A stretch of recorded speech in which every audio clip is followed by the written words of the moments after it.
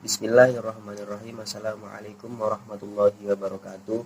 Kami dari kelompok 7 Hukum Tata Negara B akan mempresentasikan hasil diskusi kami atau hasil pekerjaan kami yang berupa artikel yang berjudul Kedudukan Undang-Undang dan Perpu dalam Perspektif Penafsiran Hukum Tata Negara, yang dimana nanti di dalamnya akan kita bahas mengenai yang pertama adalah kedudukan undang-undang, yang kedua adalah kedudukan perpu dalam perspektif penafsiran hukum tata negara. Langsung saja, yang pertama yang perlu kita bahas adalah teori-teori hukum tata negara. Apa sih hukum tata negara itu? Ya, negara merupakan gejala kehidupan umat manusia di sepanjang sejarah umat manusia. Konsep negara berkembang mulai dari bentuknya yang paling sederhana sampai yang paling kompleks di zaman sekarang. Sebagai bentuk organisasi kehidupan bersama dalam masyarakat, negara selalu mempunyai pusat dan perhatian sebagai objek kajian bersamaan dengan berkembangnya ilmu pengetahuan umat manusia. Banyak cabang ilmu pengetahuan yang menjadikan negara sebagai objek kajiannya, misalnya ilmu politik, ilmu negara, ilmu kenegaraan, ilmu hukum tata negara, ilmu administrasi, dan ilmu-ilmu yang lainnya. Lah, ilmu hukum tata negara sendiri itu apa sebenarnya? Ilmu hukum tata negara adalah salah satu cabang ilmu hukum yang secara khusus mengkaji persoalan hukum dalam konteks kenegaraan. Kita memasuki bidang hukum tata negara menurut Wirjono Projodikoro. Apabila kita membahas norma-norma hukum yang mengatur hubungan antara subjek hukum, orang atau bukan orang, dengan sekelompok orang atau badan hukum yang berwujud negara atau bagian dari negara. Dalam bahasa Prancis, hukum tata negara disebut droit constitutionnel, atau dalam bahasa Inggris disebut constitutional law. Dalam bahasa Belanda dan Jerman, hukum tata negara disebut Staatsrecht, tapi dalam bahasa Jerman sering juga dipakai istilah Verfassungsrecht, hukum tata negara, sebagai lawan perkataan hukum administrasi negara. Dalam bahasa Belanda, untuk perkataan hukum tata negara juga bisa dipergunakan sebagai istilah Staatsrecht, atau hukum tata negara, state law. Dalam istilah Staatsrecht itu terkandung dua pengertian, yaitu Staatsrecht in rumer Sinn dalam arti luas dan Staatsrecht in engere Sinn dalam arti sempit. Hukum tata negara dalam arti sempit itulah yang biasanya disebut hukum tata negara. Staatsrecht in engere Sinn atau hukum tata negara dalam arti sempit itulah yang biasanya disebut hukum tata negara atau hukum tata negara dalam arti luas, mencakup hukum tata negara dalam arti sempit dan hukum administrasi negara. Assalamualaikum warahmatullahi wabarakatuh. Baik, di sini saya akan melanjutkan penjelasan tugas artikel ilmiah dari teman saya sebelumnya, yaitu penafsiran hukum dalam teori hukum tata negara. Penafsiran merupakan kegiatan yang sangat penting dalam hukum. Penafsiran merupakan metode untuk memahami makna yang terkandung dalam teks-teks hukum untuk dipakai dalam menyelesaikan kasus-kasus atau mengambil keputusan atau hal-hal yang dihadapi secara konkret. Di samping hal itu, dalam bidang hukum tata negara, penafsiran dalam hal isi judicial interpretation atau penafsiran oleh hakim juga dapat berfungsi sebagai metode perubahan konstitusi, dalam arti menambah, mengurangi, atau memperbaiki makna yang terdapat dalam suatu teks undang-undang dasar. Dan berbagai pandangan para sarjana mengenai ragam metode penafsiran itu, yaitu yang pertama, dikemukakan adanya pendapat Utrecht mengenai penafsiran undang-undang. Penafsiran menurut arti kata atau istilah tautige interpretasi, yaitu hakim wajib mencari arti kata dalam undang-undang dengan cara membuka kamus bahasa atau meminta keterangan ahli bahasa, kalaupun belum cukup. Yang nomor 2 yaitu penafsiran filhistoris, Penafsiran historis atau dilakukan dengan menafsirkan menurut sejarah hukum.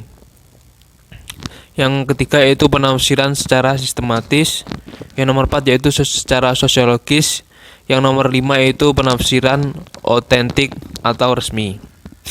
Terlepas dari segala macam metode teori penafsiran yang saya sebutkan tadi, perihal yang perlu menjadi perhatian serius adalah bahwa hukum baik yang tertulis maupun tidak tertulis adalah konsepnya berasal dari kata-kata yang dahulunya diucapkan oleh satu, dua, atau lebih banyak orang yang kemudian disusun dalam kalimat.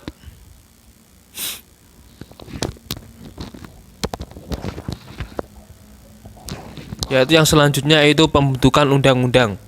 Di dalam Undang-Undang Nomor 12 Tahun 2014 tentang pembentukan peraturan undang-undang merupakan pelaksanaan dari perintah pasal 22A Undang-Undang Dasar Negara Republik Indonesia tahun 1945 yang menyatakan bahwa ketentuan lebih lanjut mengenai tata cara pembentukan undang-undang diatur lebih lanjut dengan undang-undang.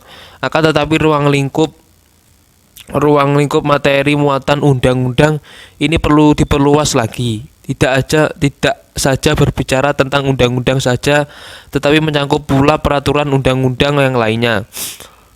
Selain Undang-Undang Dasar Negara Republik Indonesia tahun 1945 dan ketetapan Majelis Musyawarah Rakyat, banyak menjadi penafsiran hukum tentang ketentuan pasal 7 ayat 1 huruf C Undang-Undang Nomor 12 Tahun 2011 yang mencatatkan bahwa jenis dan hierarki peraturan perundang-undangan, yaitu yang pertama yaitu Undang-Undang Dasar Negara Republik Indonesia tahun 1945. Yang kedua yaitu ketetapan Majelis Permusyawaratan Rakyat. Yang nomor 3 yaitu Undang-Undang atau peraturan pemerintah pengganti undang-undang. Yang nomor 4 yaitu peraturan pemerintah. Yang nomor 5 yaitu peraturan presiden. Yang nomor 6 yaitu peraturan daerah provinsi. Yang nomor 7 yaitu peraturan daerah kabupaten atau kota. Selanjutnya, pembentukan Perpu. Peraturan pemerintah pengganti undang-undang atau Perpu merupakan bentuk hukum yang bersifat khusus karena wewenang pembentukannya diberikan hanya kepada Presiden dibandingkan wewenang legislasi utama dalam Undang-Undang Dasar 1945 yang diberikan kepada DPR bersama-sama dengan Presiden. Sifat khusus tersebut dapat dilihat dari bentuk hukum, yaitu peraturan pemerintah tetapi berkedudukan sejajar dengan undang-undang yang dalam keadaan normal seharusnya berada di bawah undang-undang. Keberadaan Perpu dalam sistem peraturan perundang-undangan ini dituangkan dalam Undang-Undang Dasar 1945. Pembuatan undang-undang untuk mengisi kekosongan hukum dengan cara membentuk undang-undang seperti proses biasa atau normal dengan dimulai tahap pengajuan rancangan undang-undang oleh DPR atau oleh Presiden akan memerlukan waktu yang cukup lama sehingga kebutuhan hukum yang mendesak tersebut tidak dapat diatasi. Dalam putusan Mahkamah Konstitusi nomor 138/PUU strip 7/2009 telah memberikan parameter terhadap sifat kegentingan yang memaksa dikeluarkannya Perpu, yaitu apabila pertama, adanya keadaan yaitu kebutuhan mendesak untuk menyelesaikan masalah hukum secara cepat berdasarkan undang-undang. Kedua, undang-undang yang dibutuhkan tersebut belum ada sehingga terjadi kekosongan hukum atau ada undang-undang tetapi tidak memadai. Ketiga, kekosongan hukum tersebut tidak dapat diatasi dengan cara membuat undang-undang secara prosedur biasa karena akan memerlukan waktu yang cukup lama, sedangkan keadaan yang mendesak tersebut perlu kepastian untuk diselesaikan. Pada pasal 22 Undang-Undang Dasar Negara Republik Indonesia tahun 1945 menyatakan peraturan pemerintah ini perlu mendapat persetujuan DPR dalam proses selanjutnya. Jika Anda tidak mendapatkan persetujuan, Anda harus mencabut peraturan negara bagian bagaimana akibatnya tidak dapat diprediksi oleh hukum. Inti dari lahirnya Perpu adalah untuk memprediksi situasi pemaksaan yang mendesak. Oleh karena itu harus ada koridor yang segera tetapi legal, yakni Perpu. Dan Perpu harus segera dibicarakan dan diusahakan disahkan untuk diundang-undangkan. Menurut Jimli Asidiki, ada 3 syarat penting untuk menentukan Perpu. Yang pertama, ada kebutuhan mendesak atau kebutuhan mendesak untuk bertindak. Yang kedua, waktu yang tersedia terbatas atau kekurangan waktu. Yang ketiga, tidak ada metode alternatif atau rasional lain atau yang termasuk akal di masa lalu. Membentuk Perpu adalah satu-satunya cara untuk mengatasi situasi ini.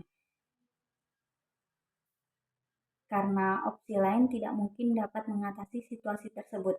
Apabila ketiga syarat tersebut terpenuhi, maka Presiden secara otomatis menjadi kepala pemerintahan dengan kewenangan konstitusional mengatur fungsi-fungsi administrasi negara dan apa yang diinginkan untuk pelaksanaan urusan nasionalnya.